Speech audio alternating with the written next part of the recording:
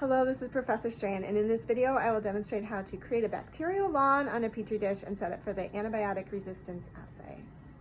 So we have our petri dish right here and our culture of broth, or PM in this case. We're going to take a sterile swab and dip it into the broth culture so that the swab is wet. And then on the plate, you're just going to run your swab back and forth from side to side all the way to the edge, trying to keep your rows overlapping. We are trying to create a lawn of cells where there's just solid growth all the way across the plate. And you can kind of see it goes all the way across there. And then we're going to turn it about a third of the way. Same swab, do the exact same pattern back and forth. You can rotate your swab as you go so that you get the liquid off of all sides of that swab onto the plate. You want to keep your lid above your plate to prevent bacteria in the air from contaminating it.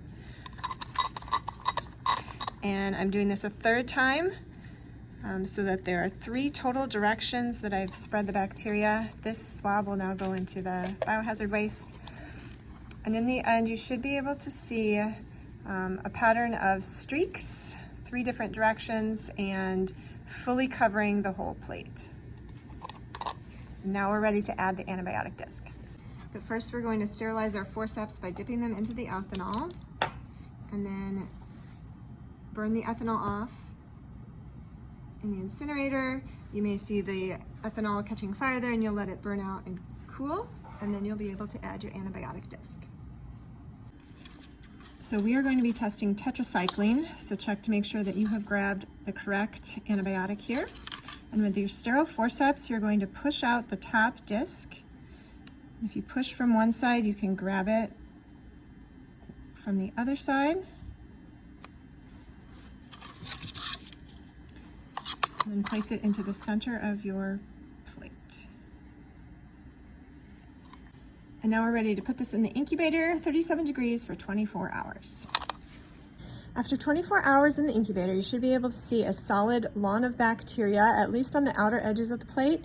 And then if the bacteria is sensitive to your antibiotic, there will be a zone of inhibition. And what we will be measuring is how wide is that zone, because that will also determine the sensitivity to this antibiotic. So you take your ruler and you'd be measuring from one side of the zone all the way to the other in millimeters. So this particular zone looks like it's about 19 millimeters or so, and it's okay to measure from a couple different directions and take an average of that diameter. So you'll record that in your notebook, and then we're going to pick bacteria from the very edge of this zone. So where they are growing, but they are exposed to the highest concentration of that antibiotic and are at least have some tolerance for that concentration. So you'll take a sterile stick and we're just going to touch the outer edge of that zone about a quarter of the way across the circle. And we're picking up the cells here, again, just on the edge of that zone.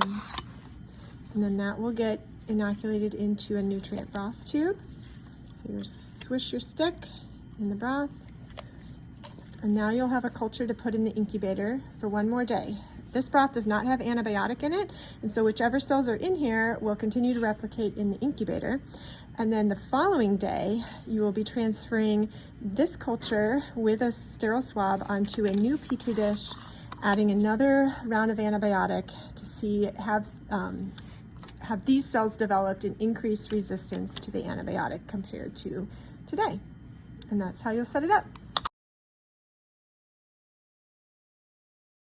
I will demonstrate how to set up a bacterial lawn and set it for the academic